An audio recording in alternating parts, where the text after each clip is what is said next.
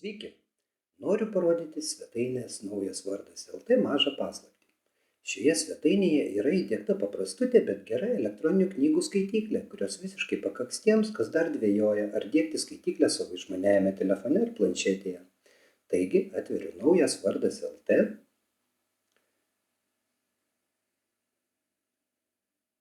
Pasirenku knygą ir žemiau spaudžiu ant nuorodos pavartyti naršyklėje.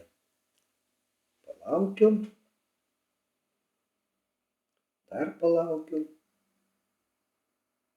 Ir štai, galiu skaityti lengvai ir patogiai.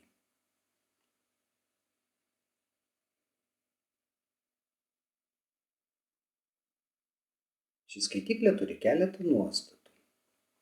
Viršutiniame kairiajame kampe turinys, galiu keliauti į norimą dalį. Viršutiniame dešiniajame kampe vartymo nuostatos, viso ekrano režimas, galima pasidalinti šią knygą. Apačioje greitas patekimas į norimą puslapį. Ir dar vienas stebuklėlis. Išsaugau žymelę.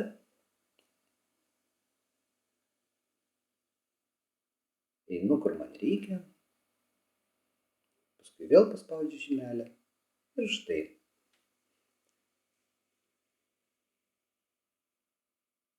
Aš tame puslapyje, kur baigiau skaityti. Beje, visa tai veikia ir išmaniojo telefono ar planšetės naršyklėje, geriausiai su Firefox, su kitomis naršyklėmis prasčiau, bet veikia. Tiesa, nesunku pastebėti, kad knygos iš svetainės atsiveria lėtokai, tad telefone ar planšetėje įdiegta knygų skaitymo programėlė vis dėlto yra patogiau. Beje, galite išbandyti klavišų kombinacijas Ctrl+, Ctrl-. Tai didina ir mažina skaitymo šriftą. Tai tiek paslapčių šiam kartui. Iki.